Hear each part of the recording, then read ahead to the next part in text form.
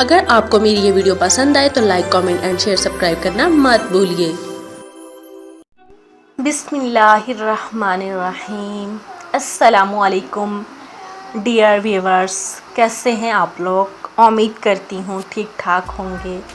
جیسا کہ رمضان المبارک کا مقدس مہینہ شروع ہو چکا ہے اور اس میں ہمیں زیادہ سے زیادہ نوافل، عبادات اور قرآن پاک پڑھنا چاہیے۔ میں آپ لوگوں سے کہوں گی کہ آپ لوگ قرآن پاک کو ترجمہ کے ساتھ ضرور پڑھیں، اور اگر آپ ناول کا شوقین رکھتے ہوں، ناول کا بہت شوق ہو، تو پھر آپ جب قرآن پاک عبادات سے فارغ ہو جائیں تو میرے ناول کو ضرور سنیں۔ بڑھتے ہیں 30 ایپیسوڈ کی طرف۔ منزل اور راستہ۔ یوسف کے گاؤں سے روانہ ہونے سے قبل عبدالکریم کے اصرار پر فیصلہ ہو چکا تھا کہ وہ لاہور میں سیدھے اس کے گھر جائیں گے۔ ڈرائیور ضروری انتظامات کے لیے ایک دن قبل اس کی بیوی کو لاہور پہنچا آیا تھا، چنانچہ لاہور پہنچ کر انہوں نے دوپہر کا کھانا عبدالکریم کے گھر کھایا۔ عصر تک آرام کرنے کے بعد جب جلندھر والے مہمان عبدالعزیز اور بلقیس کے ساتھ جانے کی تیاری کرنے لگے تو امینہ نے بلقیس سے ملتجی ہو کر کہا، چچی جان، شام کے کھانے کا انتظام ہو چکا ہے، اس لیے آپ اس کے بعد ہی کوئی دوسرا پروگرام بنائیں۔ اور اس سے بہتر کیا پروگرام ہو سکتا ہے کہ میں نماز مغرب کے بعد اپنی بہنوں کو سیر کے لیے لے جاؤں اور اپنی امی جان کے ساتھ کچھ دیر نہر کے کنارے ٹہل آئیں۔ میرے ابو نسرین کے ابا جان اور چچا جان کے لیے بھائی جان اور منظور صاحب کوئی دلچسپی سا پروگرام بنا لیں گے، پھر رات کو کھانے کے بعد خوب باتیں ہوں گی۔ فہمیدہ بہن، آپ میری سفارش کریں نا، زندگی میں ایسے دن بار بار تو نہیں آتے۔ نسرین بولی، اپا امینہ آپ کیوں پریشان ہو رہی ہیں؟ چچی جان نے انکار تو نہیں کیا، امی جان کو بھی ایک دن یہاں ٹھہرنے پر کوئی اعتراض نہیں ہوگا۔ بھائی جان نے تو پہلے ہی یہ کہہ دیا تھا کہ وہ پرسوں شام کی گاڑی سے بھائی منظور صاحب کے ساتھ روانہ ہو جائیں گے اور کل وہ سارا دن اپنے دوستوں کے ساتھ مصروف رہیں گے، اس لیے یہی فیصلہ ہوا کہ وہ لاہور میں منظور صاحب کے مہمان رہیں۔ ہاں نسرین، دیکھو نا، تم سے دور رہ کر میرا دل نہیں لگے گا۔ نسرین بولی، آپا امینہ آپ کو مبارکباد ہو، اور مجھے یقین تھا کہ یہاں کوئی آپ کی دعوت رد نہیں کر سکے گا۔ اگلے روز وہ ناشتے پر بیٹھے ہوئے تھے، یوسف نے اچانک کہا، بھائی ایک انتہائی اہم مسئلہ میرے ذہن سے بالکل نکل گیا۔ امینہ بہن، جو مستودع میں تمہاری الماری میں رکھوایا تھا وہ فہمیدہ کے سوٹ کیس میں رکھوا دو۔ نسرین، تم انہیں یاد دلا دینا اور اپنی آپا کو بھی یاد دلا دینا کہ میری غیر حاضری میں ایک بار اچھی طرح پڑھ لے، کیونکہ اس میں کچھ تبدیلیاں کی گئی ہیں، میری کتاب کے فوری طور پر شائع ہونے کا امکان نہیں ہے۔ نسرین بولی، مجھے یاد دلانے کی ضرورت نہیں ہے، رات عشاء کی نماز کے بعد مستودع نکلوا کر دیکھا تھا اور اپنے سوٹ کیس میں رکھ لیا تھا۔ اگلے روز یوسف کے قیام میں شام کے وقت گاڑی پر منظور احمد کے علاوہ 3 اور نوجوان مسلم لیگ کے انتہائی اہم ممبر ثابت ہو رہے تھے۔ اس کے بعد یوسف نے فہمیدہ کی طرف دیکھتے ہوئے کہا، عبدالعزیز کے گھر میں فہمیدہ نے نماز کے بعد کچھ دیر قرآن پاک کی تلاوت کی اور پھر کمرے سے نکل کر صحن میں ٹہلنے لگی۔ یوسف نے فہمیدہ کی طرف دیکھا اور کہا، بھتی میری پہلی غلطی یہ ہے کہ جب پروگرام تبدیل ہوا تو میں نے ٹیلی فون پر اطلاع نہیں دی، لیکن تمہیں یہ معلوم ہونا چاہیے کہ میں جس قدر مستقبل کے متعلق سوچتا ہوں، اسی شدت کے ساتھ اپنی اور اپنے عزیزوں کی بقا کے لیے پاکستان کی ضرورت کو محسوس کر رہا ہوں۔ میں پاکستان کو اپنی قوم کی بیٹیوں کی عزت اور ناموس کی واحد ضمانت سمجھتا ہوں۔ آنے والے انتخابات میں ہم نے یہ ثابت کرنا ہے کہ ہم ہندوستان کی برہمی سماج کے اچھوت نہیں بلکہ ایک علیحدہ قوم ہیں۔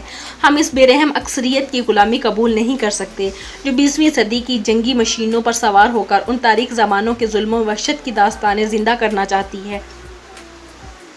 جب آپ آرین فاتحین نے اس ملک کی قدیم اقوام کو مغلوب کرنے کے بعد شور بنا دیا تھا، میں چاروں طرف مہیب آندھیوں اور طوفانوں کے اثار دیکھ رہا ہوں۔ مسلمانوں کو ان طوفانوں کا سامنا کرنے کے لیے بیدار اور منظم کرنا میرے نزدیک ایک عبادت ہے۔ فہمیدہ بولی، اندر چلیے، وہاں چچی اور امی جان پریشان ہو رہی ہوں گی۔ یوسف نے کہا، فہمیدہ میں نے جو باتیں کہی ہیں وہ سب آپ کے لیے ہیں۔ فہمیدہ مسکرائی، مجھے معلوم ہے، میں صرف ایک بات کا اضافہ کرنا چاہتا ہوں کہ آپ نے مستقبل کی زندگی کے تصورات اس قدر حسین اور دلکش بنا دیے ہیں کہ کبھی کبھی مجھے اپنی خوش نصیبی پر شبہ ہونے لگتا ہے۔ آپ میری زندگی کی کھٹن راہوں کے کانٹوں کو بھی پھول بنا سکتی ہیں، لیکن اس کے باوجود برِ صغیر کے برہمی فاشزم کے ہولناک عزائم کے متعلق سوچتا ہوں تو مجھے یہ محسوس ہوتا ہے کہ میں پاکستان کی تعمیر میں ناکامی کے بعد زندگی پر موت کو ترجیح دوں گا، خدا نہ کرے ایسا ہو۔ نسرین چند ثانیہ فہمیدہ کی طرف دیکھتی رہی، پھر اس نے کہا بھائی جان کیا یہ نہیں ہو سکتا کہ کسی دن لاہور کی بجائے جلندھر آپ کی سرگرمیوں کا مرکز بن جائے؟ بھائی جان، یوسف مسکرایا۔ شہزادی نسرین، لکھنے کے لیے صرف کاغذ، قلم اور سیاہی کی ضرورت نہیں ہوتی۔ بھائی جان، اپا نے نماز کے بعد اپا امینا کو ٹیلی فون کیا تو انہوں نے بتایا تھا کہ وہ شاید رات دیر سے سوئے تھے، اس لیے نماز پڑھ کر دوبارہ سو گئے۔ میں انہیں جگاتی ہوں۔ اپا جان، میں نے انہیں یہ کہہ کر منع کر دیا تھا کہ جب تک آپ کی پوری نیند نہیں ہو جاتی آپ کو بالکل نہ جگایا جائے۔ پھر کافی دیر بعد ان کا فون آیا تھا، بھائی جان چند منٹ میں ناشتہ کر کے یہاں سے چل پڑیں گے۔ یہ فون میں نے سنا تھا اور میں آپ کو یہ بھی بتا دینا چاہتی ہوں کہ اپا جان نے ابھی تک ناشتہ نہیں کیا، اس لیے میں نے یہ بات نہیں بتائی کہ آپ ناشتہ کر کے آ رہے ہیں۔ اب آپ کو ان کے ساتھ دوبارہ ناشتہ کرنے پر بیٹھنا پڑے گا۔ اس کے بعد نہیں جی، میں نے انہیں باہر کھڑا نہیں کیا، وہ آ رہے ہیں۔ اوہ اچھا، مطلب آپ نے یوسف کو باہر کھڑا نہیں کیا تو وہ خود بخود ہی باہر کھڑے ہو گئے ہیں۔ یوسف نے کہا ڈاکٹر صاحب آپ کی بھتیجی اتنی ذہین ہے کہ اس کے ذہن میں بہت کچھ آ سکتا ہے، لیکن مجھے افسوس ہے کہ ڈاکٹر کمال الدین صاحب کے بارے میں ذہانت کا صحیح استعمال نہیں ہوا۔ کمال الدین نے کہا یوسف صاحب اب اس بات پر ہنسیں گے لیکن اس میں کوئی مبالغہ نہیں کہ جب میں چونچ کے لقب سے نوازا گیا تھا تو میں بار بار آئینے میں اپنی صورت دیکھا کرتا تھا اور کبھی کبھی مجھے ایسا محسوس ہوتا تھا کہ میری ناک طوطے کی چونچ کی شکل اختیار کر رہی ہے۔ جلندھر میں پوسٹ ہونے کی اطلاع ملنے کے بعد بار بار یہ سوچتا ہوں کہ جلندھر کے لوگ مجھے ڈاکٹر چونچ کہنا شروع کر دیں گے اور اس مشکل سے بچنے کے لیے مجھے یوسف صاحب سے مدد لینی پڑے گی۔ بلکہ بولی کمال صاحب اب پریشان نہ ہوں، نسرین کو جن حالات پر غصہ آیا تھا وہ بدل چکے ہیں اور غصہ بھی دراصل انہیں اپنے چچا پر آ رہا تھا لیکن بیچ میں آپ آ گئے۔ اب صرف اسے اس بات پر غصہ آئے گا کہ اس کا چچا اپنے دوستوں کو گھر کی ہر بات بتا دیتا ہے۔ جمیل بولا بھائی کمال صاحب آپ کا تعارف کرواتے ہوئے میں نے شاید یہ لکھ دیا تھا کہ آپ ایک کامیاب سرجن ہیں اور انگلینڈ میں آپ نے آنکھ، ناک اور کان کے ایک کامیاب آپریشن کیے۔ اب مجھے ایسا محسوس ہوتا ہے کہ نسرین نے ایک کامیاب سرجن کو چونچ کہہ کر اپنا غصہ نکالا تھا۔ میرا خیال ہے کہ جب آپ جلندھر میں ایک سرجن کی حیثیت سے مشہور ہوں گے تو چونچ کا لفظ آپ کے لیے کافی سودمند ہوگا اور کسی دن ایسی بات مشہور ہو جائے گی جس طرح بعض پرندے درختوں میں چھپے ہوئے کیڑے پکڑ کر نکال لیتے ہیں، اس طرح آپ انسانی جسم کے ناسور اور پھوڑے سے جڑ سے نکال دیتے ہیں۔ کمال الدین نے ہنستے ہوئے کہا یوسف صاحب ایسی بات صرف ایک ذہین چچا کی بھتیجی کے دماغ میں آ سکتی ہے۔ عبدالعزیز نے کہا ڈاکٹر صاحب آپ فکر نہ کریں، مجھے یقین ہے کہ اگر یوسف صاحب نے آپ کی تھوڑی سا تعریف کر دی تو وہ لوگوں کی سرجری میں آپ کی مہارت کے ایسے واقعات سنائے گی، آپ چند دنوں میں مشہور ہو جائیں گے۔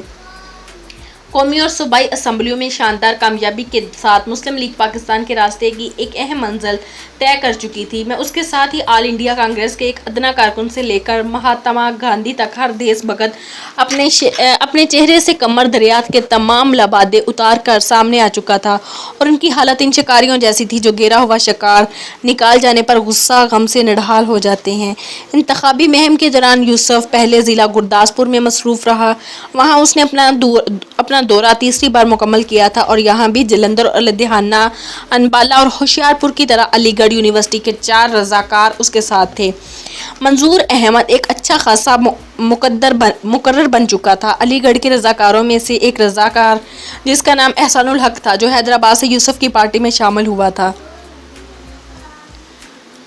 ابھی تک ان کا ساتھ دے رہا تھا۔ وہ مسلم اقلیت کے صوبوں میں کانگریس کی وزارتوں کے مظالم سے سننے والوں کو تڑپا دیا کرتا تھا، ابھی تک ان کا ساتھ دے رہا تھا اور ضلع امرتسر میں دریائے راوی اور کرن نالے کے آس پاس کے کئی رشتہ دار رہتے تھے۔ ان کے اصرار پر تحصیل اجنالہ کے قریب ایک دن اجنالہ اور رام داس کے درمیان دیہاتی لوگوں کے ایک بڑے اہتمام میں تقریر کر رہا تھا۔ جلسہ کے اختتام پر جب لوگوں کا ہجوم منتشر ہونے لگا تو کسی نے اچانک اس کا بازو پکڑتے ہوئے کہا چند جی میں کئی دنوں سے آپ کا انتظار کر رہا ہوں، بہادر سنگھ نے اطلاع دی تھی تو آپ گرداسپور سے فارغ ہو کر امرتسر آئیں گے اور ہمارے علاقے کا دورہ بھی کریں گے۔ اب 1-2 دن آپ کو میرے پاس ٹھہرنا پڑے گا۔ یوسف نے کہا سردار جی آپ کے پاس ٹھہرنے کے لیے فراغت کی ضرورت ہے، جب انتخابی مہم ختم ہو جائے گی تو مجھے آپ کے ہاں جا کر بڑی خوشی ہوگی۔ کاکا جی میرا گاؤں یہاں سے زیادہ دور نہیں، آپ ابھی چل پڑے اور میرے گھر چائے کا انتظام ہوگا۔ رات ہم باتیں کریں گے اور صبح میری برادری کے چند سرکردہ آدمی آپ سے ملاقات کریں گے۔ میں سکھوں کے ایک بڑے اجتماع کا انتظام بھی کر سکتا ہوں، لیکن ایسا وقت ہے کہ جو باتیں آپ چند عقل مند آدمیوں کو سمجھا سکتے ہیں وہ عوام کے سامنے نہیں کر سکیں گے۔ آپ پروگرام یوں ہوگا کہ میرے باقی ساتھی اجنالہ چلے جائیں گے اور میں منظور صاحب اور احسان الحق صاحب جو علی گڑھ سے آئے ہیں آج آپ کے مہمان ہوں گے۔ جب ہم جیپ میں بیٹھے تو آپ ہمارے ساتھ بیٹھ جائیں۔ یہاں کسی کو یہ بتانے کی ضرورت نہیں کہ ہم کہاں جا رہے ہیں، کیوں جا رہے ہیں۔ یوسف صاحب، بعض مرادیں بہت جلد پوری ہوتی ہیں۔ میں اپنے گاؤں کے نائی کو تاکید کر کے آیا تھا کہ تم نے میرے معزز مہمانوں کے لیے کھانا تیار کرنا ہے۔ دریا پار سے مچھیرا صبح ہوتے ہی ہمارے گھر مچھلیاں پہنچا گیا تھا۔ تھوڑی دیر بعد یوسف اور اس کے دوست ساتھی جگت سنگھ کے گاؤں کا رخ کر رہے تھے۔ کماد کے کھیتوں کے درمیان کچا اور ناہموار راستہ عبور کرنے کے بعد وہ جگت سنگھ کی حویلی میں پہنچ گئے، جس کے گرد امرود اور آم کے درخت دکھائی دیتے تھے۔ جگت سنگھ نے حویلی میں داخل ہو کر صحن سے آگے مکان کی بلائی منزل کے زینے کی طرف اشارہ کرتے ہوئے کہا، آپ اوپر تشریف لے جائیں اور بلا خانے کی چھت سے دریا کا نظارہ کریں، ہم چائے وہاں پئیں گے۔ وہ بلا خانے کی چھت پر پہنچے تو وہاں میز کے گرد چند کرسیاں رکھی ہوئی تھی۔ دریا کی طرف گندم کے کھیتوں سے آگے کنارے تک سرکنڈے دکھائی دیتے تھے۔ جگت سنگھ نے کہا، میں عام طور پر چائے میں یہی بیٹھ کر پیا کرتا ہوں، آپ تشریف رکھیں۔ وہ بیٹھ گئے اور جگت سنگھ نیچے چلا گیا۔ تھوڑی دیر بعد وہ گرم مچھلی کے ساتھ چائے کا لطف اٹھا رہے تھے۔ جگت سنگھ کہہ رہا تھا، یوسف صاحب، رات آپ کو مچھلی کا پلاؤ ملے گا۔ محمد دین ماچھی اس کام میں بہت ماہر ہے۔ آپ چائے پی کر شام ہونے تک دریا کے کنارے تک سیر کر سکیں گے۔